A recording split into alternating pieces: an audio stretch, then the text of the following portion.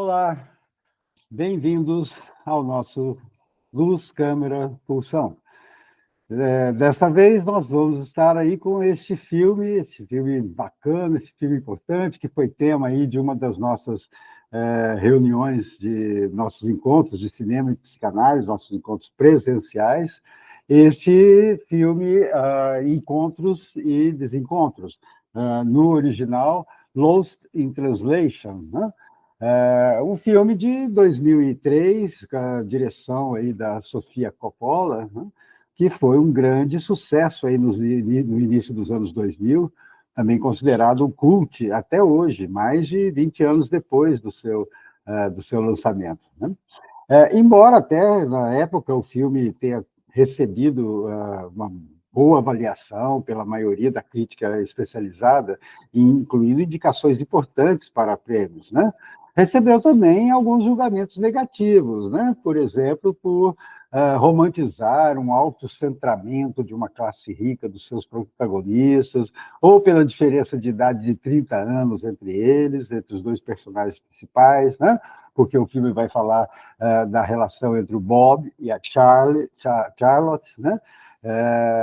Respectivamente, aí, né? Com o Bill Murray fazendo o papel do Bob e a Scarlett Johansson, né? Fazendo o papel da jovem Charlotte. Ou até pelo humor com que trata aí a questão da diferença cultural em relação à cultura japonesa, né? É, Pensamos que isso não seria tão relevante, né? E até fica aí a indagação, será que um filme tão premiado, tão reconhecido, um filme tão interessante como esse, poderia ser realizado com tanta tranquilidade se ele fosse lançado hoje, numa época que, por vezes, está ficando até meio chata em relação, né, a esse suposto politicamente correto, que muitas vezes é um verniz, tá, para um hipocritamente hipercorreto, né? Mas fica aí a questão nossa desse filme. É um filme com um lado autobiográfico interessante aí da Sofia Coppola, né, que viveu e trabalhou em Tóquio no final dos anos 90, quando abandonou aí a faculdade de cinema lá em Nova York, né? Ela é talentosa diretora e produtora, filha aí do Francis Ford Coppola, premiadíssimo, conceituadíssimo diretor, e inclusive prima do ator Nicolas Cage, tá? Esse filme tem até uma história de bastidores quanto a esse filme, porque Sofia, na época, estava casada, né, com o Spike Jonze, até 2003, do ano desse filme, né, que em 99 tinha dirigido Cameron Diaz em Quero Ser John Malkovich, um filme que já foi tema aqui dos nossos encontros de cinema e psicanálise também, que precisamos ver novamente. A quem se diz, né, que Sofia Coppola, a Cameron Diaz, teria feito uma alusão jocosa com a personagem Kelly, de Lost in Translation, deste filme nosso de hoje, né? Que faz o papel de uma celebridade, talvez meio fútil, né? Que assedia o John, o marido dela, que, por sua vez, seria personificação do Jonze, né? Do Spike Jonze, John Jonze, né? Bom, o fato é que Sofia e os demais envolvidos negaram, evidentemente, mas fica aí uma questão em relação a esse filme, né? A ambientação é Tóquio no início dos anos 2000, uma megalópole com mais de 35 milhões de habitantes, a região metropolitana mais populosa do planeta. Hoje ela conta com mais de 37 milhões de habitantes, né? E é uma cidade que, como o país, né, da qual ela é capital, apresenta um contraste cultural fervilhante. Por um lado, ela é muito ocidentalizada, especialmente a partir do final da Segunda Guerra, né? Um notável recuperação econômica e social é o destaque, né, deste país, né, que saiu perdedor na Segunda Guerra Mundial, né? Mas é um país que, apesar de muito ocidentalizado, conserva suas profundas raízes culturais e históricas, né? Tem, inclusive, um idioma próprio, exclusivo, fora do arquipélago japonês, só é falado em algumas colônias japonesas, inclusive a maior delas, fora do Japão, é a colônia japonesa espalhada aqui pelo Brasil. Mas vamos ao filme. Lost.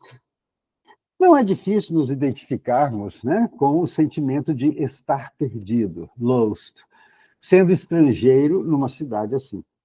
E é o que consegue a diretora Sofia Coppola ao fazer nossos personagens principais como que se perderem no denso visual urbano de Tóquio, né? E é interessante como o filme também captura, junto ao lost, ao estar perdido, este sentimento de solidão dos dois personagens principais no início do filme. Solidão, aliás, que é uma triste realidade das grandes metrópoles, né? A ponto de já ser reconhecido como um sério problema de saúde pública, inclusive nas grandes capitais do primeiro mundo, né? Estar perdido, estar só, são condições conhecidas, muito conhecidas pelo imigrante, pelo estrangeiro, né? E o estrangeirismo, digamos assim, é um tema bastante evidenciado na narrativa, seja na narrativa discursiva, dialogal, na narrativa imagética desse filme. Tá? O contraste dos dois norte-americanos, né, que vão se conhecer lá no hotel em que estão hospedados, né? Os dois norte-americanos com os locais, com os habitantes locais, é ressaltado com muita leveza, inclusive humorística. Tá? E o resultado assinala muito mais a perplexidade e inadequação dos dois ocidentais que uma alegada inferioridade aí, dos orientais, dos habitantes locais, tá? Na nossa opinião. Bom, nessa primeira parte, o estrangeirismo, por exemplo, de Bob é marcado com uma pegada cômica muito feliz. Né? O Bob destoa na altura média dos japoneses do elevador. As tecnologias criadas para dar conforto e expandir as nossas capacidades, né? Que Freud fala assim, do Deus prótese, né? Lá no Mal-Estar da Cultura, não compreendem Bob ali no Japão. As cortinas se abrem automaticamente pela manhã, quando ele ainda está dormindo, a ducha não se adequa à sua altura, o aparelho de fax é barulhento e chega fax da madrugada, e geralmente a esposa dele lá do outro lado do planeta que está mandando fax, né? Esquecida, talvez, da diferença de fuso horário. O aparelho de ginástica não obedece ao seu comando, é uma cena hilária, porque ele não consegue diminuir a velocidade, e ele começa a gritar, help, socorro, né? A sequência com o diretor do comercial do uísque é hilária, né? Um descompasso importante ali entre a profusão de significantes, a quantidade de palavras que o diretor está falando e ele não está entendendo nada, né? E as traduções da intérprete são brevíssimas, são curtas, né? Ele está lost in translation, ele está perdido na tradução, né? Hilária também é aquela cena com a acompanhante que não foi solicitada, tá? Bob está lost, é o diferente, é o estranho, o estrangeiro solitário em Tóquio, não entende o que a mulher foi fazer ali no começo, custa entender do que é que se tratava, a gentileza, a cordialidade que os que convidaram ele para fazer o comercial quiseram agraciá-lo, né? E ele está lost, ele está perdido na tradução. Tá? A partir de certa altura, principalmente depois que ele encontra a Charlotte, ele passa a lidar cada vez mais com um humor muito refinado. Aquele atendente da lanchonete, o animador do programa na TV, o paciente da sala de espera do hospital, ele começa a tirar sarro do estado de perdido que ele está. Né? Antes apenas perdido, agora parece ter se encontrado em Charlotte com ela, né, a sua veia humorística, um efeito de descarga aí das tensões. Né? E antes o cômico era solitário. Esse é um aspecto interessante, né? Era um cômico que nós, espectadores de fora da trama, nós é que ríamos das trapalhadas em que eles estavam metidos, ou principalmente o Bob. Tá? Agora, a interação dos dois acolhe o cômico, entre eles. O bom humor e o riso se incorporam ao laço que se forma ali entre eles e atenua as tensões dos dois estrangeiros, ainda estranhos entre si quando se conhecem. Né? É um claro contraponto aí com Bob no início do filme, né? A Charlotte aparece como uma moça bem mais jovem, né? Sozinha, solitária, ainda mais solitária que Bob, que ao menos tem compromissos que envolvem outras pessoas, mas a Charlotte nada tem para fazer, né? Ela passeia, ela visita templos e parques, ela acaba vendo acontecer um casamento, mas o seu próprio casamento, o marido está mais dedicado ao trabalho, passa o dia fora, viaja, né? Ela tenta desabafar com uma amiga do telefone, se frustra porque a amiga está com pressa, não dá atenção a ela, não entende a angústia que a amiga está, que a Charlotte está, né? Ela tenta dar um toque de familiaridade própria ao seu quarto, né? Pendura um enfeite ali no teto do quarto e tentando fazer uma decoração mais personalizada, naquela coisa pasteurizada, uniforme, né? Que são as decorações dos quartos de hotéis. Né? Ela tenta procurar autoajuda, ela encontra finalmente algum atrativo ali na arte das japonesas idosas, o que contém, ironicamente, um achado, um recado do filme, porque justamente ela, sendo tão jovem, se sente aí acolhida, sente um pouco de sossego, de paz, ao encontrar as senhoras, né, japonesas idosas fazendo aquela arte com as plantas, com os vasos, né? Com as flores. Tá? Essa é a Charlotte. E, finalmente, eles, então, se conhecem no bar do hotel. E, a partir, então, do encontro dos dois insones, porque nenhum deles conseguia dormir, dormiam mal à noite, a trama começa a dar uma virada. O tédio de cada um vai dando lugar a uma relação franca, divertida, mas aos poucos cada vez mais intensa, né?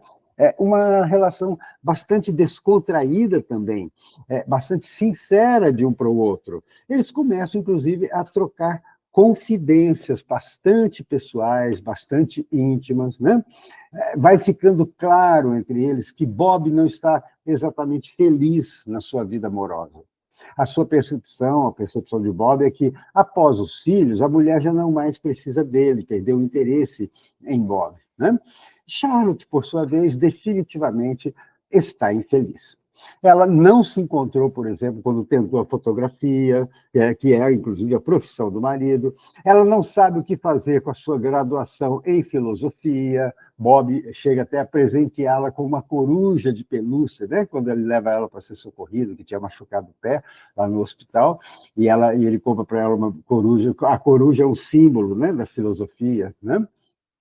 E agora, a Charlotte, casada há apenas 2 anos, ela já se sente secundária na vida de John. Ela parece que o John também não se dá conta da solidão da jovem esposa. E aí, lembramos mais uma vez o título original do filme, Lost in Translation, ou seja, ambos perdidos, as expectativas que um dia cada um deles pode ter tido para com a vida não se traduziu, né, em realizações no presente. Né? E é por isso que cada um deles a gente pode perceber que traz um vazio dentro de si. O vácuo que seria uma satisfação esperada na vida amorosa, ele há 20 anos casado, ela há apenas 2, esse vácuo é preenchido por um sentimento de frustração. E aí a gente vai entendendo que a insônia de ambos pouco tinha a ver com a adaptação ao fuso horário, a um jet lag. Né? O encontro é um desencontro também, porque ele, a essa altura da vida, ele já não espera mais surpresas. Ela recém começou sua vida e já não tem mais certezas. E é essa demanda frustrada que constitui, aplicando agora para a nossa vida cotidiana, uma parte estrangeira dentro de cada um de nós, que quando dá sinais, a gente sente um estranhamento diante deste inquietante desconhecido que não queremos saber de nós mesmos. Freud desenvolveu muito bem essa percepção desse sentimento de estranheza, né, com o seu texto Das Unheimlich, de 1919, traduzido em português como O Estranho ou O Infamiliar, né, o ominoso. Tá? no mais profundo da nossa alma humana, né? Uma demanda existe sempre, e é uma demanda por uma satisfação da qual a única notícia que temos é a partir do mal-estar ou de um sintoma, quando emerge. Para seguirmos usando essa sugestão a partir do filme, podemos dizer que muito da experiência, inclusive, de uma análise, é encontrar essa tradução do desejo estrangeiro que me habita, buscando não mais estar tão lost in translation, né? Para a gente usar aí a sugestão trazida pelo título muito inteligente desse filme. Bom, nesse momento em que Bob e Charles preenchem vários critérios, né, como candidatos, inclusive, a uma depressão ou mesmo uma melancolia, eles também reúnem, observemos nessa hora, né, vários ingredientes para darem um salto, um em direção ao outro, no sentido de um envolvimento amoroso, passional, né? O que nos conecta a uma indagação muito importante na vida e que vemos cotidianamente na clínica, né? Quantas vezes o envolvimento amoroso, o apaixonamento vem para negar um vazio de uma frustração do qual não estamos querendo saber, né? Como é difícil dar um melhor destino para esse anseio, por exemplo, elaborar esse vazio e não atuar a partir dessa frustração, até para não repeti-la ao obedecer à compulsão por um novo amor, que, na verdade, logo se revelará novamente frustrante. A ilusão e a desilusão amorosa é, de fato, um dos mais frequentes, dolorosos, né? E não raramente até trágicos efeitos da compulsão de repetição que impera desde o nosso psiquismo mais profundo, mais inconsciente, né? É um tema que o filme nos conduz com muita maestria. Ela, de fato, a Charlotte, parece atraída por ele. E ele, sem dúvida, está gostando e gostando muito da companhia da jovem. E o filme também é muito feliz, porque ele vai produzindo em nós, enquanto vamos assistindo, essa tensão crescente em nós, espectadores, né? Será que vai rolar? Né? Será que agora? Né? É agora que eles vão ficar?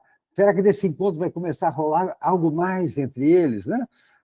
E o filme vai gerando essa tensão muito grande. Eles chegam aí para a cama. E é aí, nesse momento, que o filme deixa muito claro que frustrará quaisquer expectativas do espectador por um desenlace amoroso ali entre os dois. Esse envolvimento sexual direto, esse envolvimento carnal, digamos, entre os dois, não acontece. Na cama, o diálogo sonolento dos dois é íntimo, mas o máximo que acontece em termos de contato físico é uma carícia suave, rápida, um gesto de ternura que ele faz no pé dela quando ela adormece, um gesto muito carinhoso até, inclusive, né? E no final, quando eles se despedem, rola um beijo rápido entre eles, os seus lábios trocam um beijo muito rápido, mas há, de fato, um desencontro no espectador entre a expectativa por um envolvimento dos dois e um real encaminhamento da relação entre eles no enredo do filme. Nisso, podemos dizer que o filme, então, traz algo de muita leveza e de muita serenidade, porque é um belo filme. E ele deixa várias perguntas, inclusive a começar, o que foi que ele sussurrou para Charlotte no final? Porque ele, abraçado ali com ela, eles se beijam rapidamente e ela, quase chorando, ele fala alguma coisa no ouvido dela, nós não ouvimos, né? Vemos os lábios se moverem, se ouve alguma coisa, nós não compreendemos, e nessa hora, então, vejam, o ininteligível, o intraduzível, não ficou por conta do idioma japonês. O espectador agora é que é o estrangeiro diante dos personagens, excluído ali dos personagens. E é assim que encontros e desencontros, ou Lost in Translation, finaliza. Não é porque a mútua atração entre Bob e a Charlotte não se consumou no envolvimento sexual amoroso que a relação deles e entre eles, né, deixou de ser intensa, deixou de fazer sentido. Quem sabe até pelo contrário. Por isso que uma das qualidades deste filme, a nosso ver, é deixar esse ponto em aberto no espectador, que pode então se perguntar, mas é só isso? como se o que tivesse rolado até ali, até o final, em termos de encontro, compreensão, acolhimento recíproco real entre os dois, como se tudo isso que aconteceu fosse pouco, né? Foi só isso? Mas é só isso? É, inclusive, a alusão, justamente o recado que deixa a música More Than This, a música da banda Roxy Music, né? Que Bob tinha escolhido para cantar naquela cena ali em que eles foram com alguns amigos locais ali para o karaokê. A letra mescla sedução e expectativa de uma maneira muito poética e, entretanto, muito contundente, né? O desejo de que haja mais do que só isso e a constatação que não. Pode ser que não haja mesmo mais do que isso. O que, de forma alguma, quer dizer que o que houve tenha sido pouco, porque definitivamente não foi pouco. Definitivamente não foi pouco. Foi um filme de uma profunda relação, de um profundo envolvimento ali entre eles. Né? Bom, gente, é isso, né, que estamos pensando, é isso que a gente tinha que comentar, é um filme que despertou muita atenção, inclusive dos meios psicanalíticos, há ótimas leituras, né, aí disponíveis, né, e há um quê, então, de tristeza no final, mas também de serenidade, de maturidade. O filme não incorre, a nosso ver, nem no clichê de uma paixão tórrida a partir do encontro improvável de um homem e uma mulher, com uma grande diferença de idade entre eles, mas também não incorre no erro de cair no melodrama. Acho que até o contrário. A renúncia parece fazer sentido para os dois personagens, que se despedem para, de certo modo, continuarem unidos a partir daquela intensa experiência de relacionamento. E fica uma leveza, uma profunda beleza na mensagem aí deste filme. Lost in Translation, ou Encontros e Desencontros, dirigido pela Sofia Coppola, um filme que conserva, então, sua atualidade exatamente pelas questões que suscita, questões que transcendem épocas e são importantes e muito atuais hoje. Um abraço, pessoal. Grato pela atenção. Vai o nosso, mais uma vez, agradecimento à Associação Médica de Londrina pela gentil sessão ali do auditório no Espaço Cultural para os nossos encontros presenciais. O nosso muito obrigado aí ao longo dos encontros, né, aos residentes da psiquiatria lá do HU, da UEL, da Universidade Estadual de Londrina, pela logística que permite a exibição dos filmes na íntegra, né, nos nossos encontros presenciais. Acompanhe nossa programação presencial através das páginas lá no Facebook, no Instagram, né? Aqui neste canal do YouTube também. A gente sempre está divulgando com antecedência. Dá uma espiada ali nas análises dos filmes já postados aqui nesse nosso canal e sejam sempre bem-vindos aqui no nosso Luz, Câmera, Pulsão, Encontros de Cinema e Psicanálise.